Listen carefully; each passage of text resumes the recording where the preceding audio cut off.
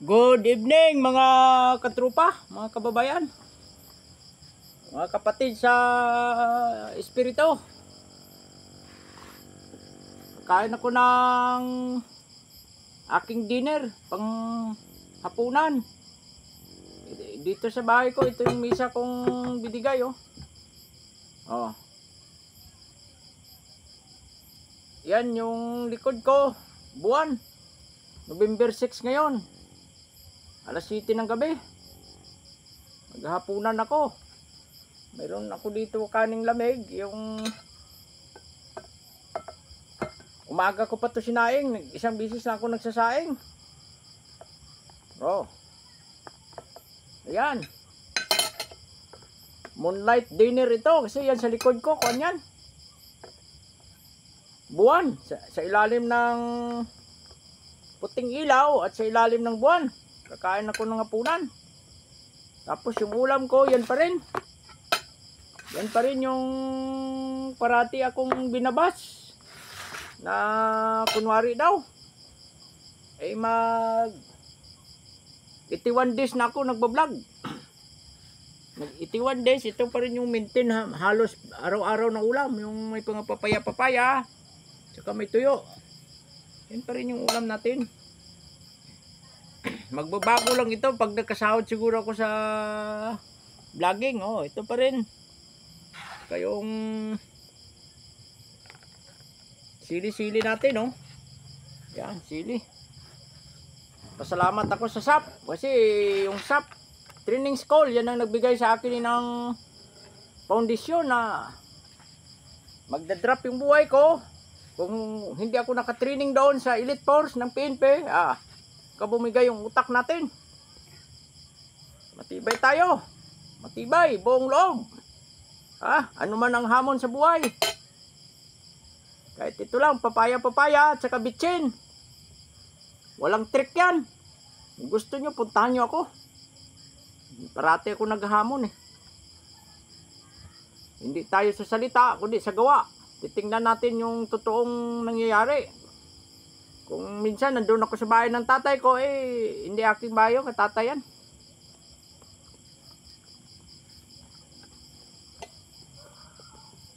Masama mang angkin ang hindi sayo. Ito yung bahay ko, barong-barong. Oh, kita mo. Makain ka, may mga aswang sa likod mo. May mga tik-tik. Oh. Si ano dyan, si Inday tik-tik ng kapis. Lilipad yan kasi buo na bilog ng buwan.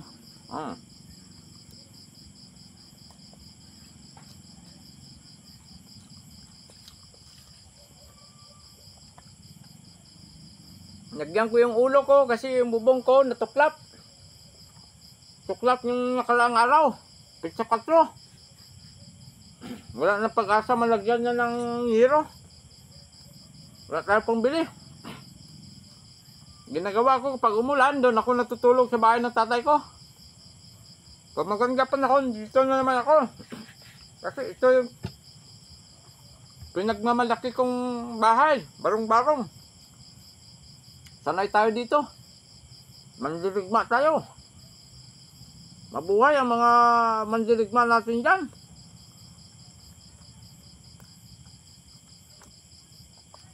Ito walang lasa. Pag naggulay kayo, lagyan nyo ng karne. Sa akin, tuyo, yung sahog, saka bitsin, walang lasa. Yung iba, sasabihin, masarap. Kasi nungalingan. Kung may karne ito, yan, sarap.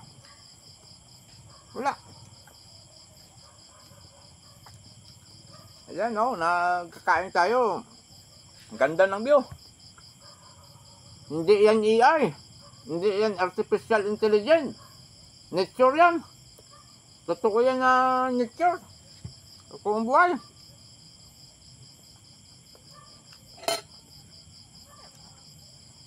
Nakakaiyak na naman. Nagsentimental na naman ako.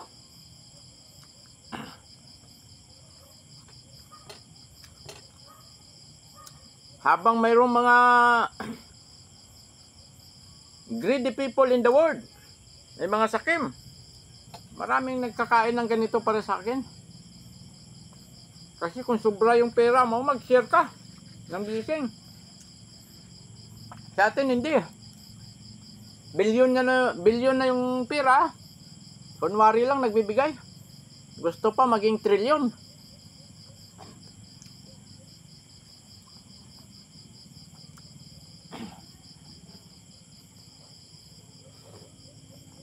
Hindi ko alam kung yung bitsin masama sa kalusugan.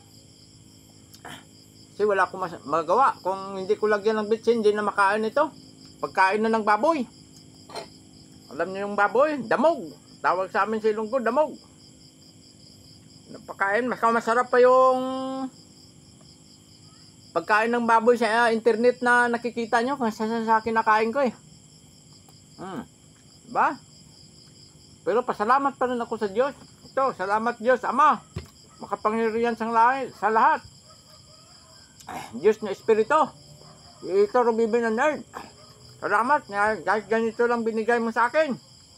Nakakakain ako. Maraming salamat. Haba na yung video natin. Patuloy na natin. Pero magkikita pa rin tayo sa sunod na video habang buhay tayo at habang ginagabayan tayo ng Diyos. Salamat mga kapatid sa Espiritu.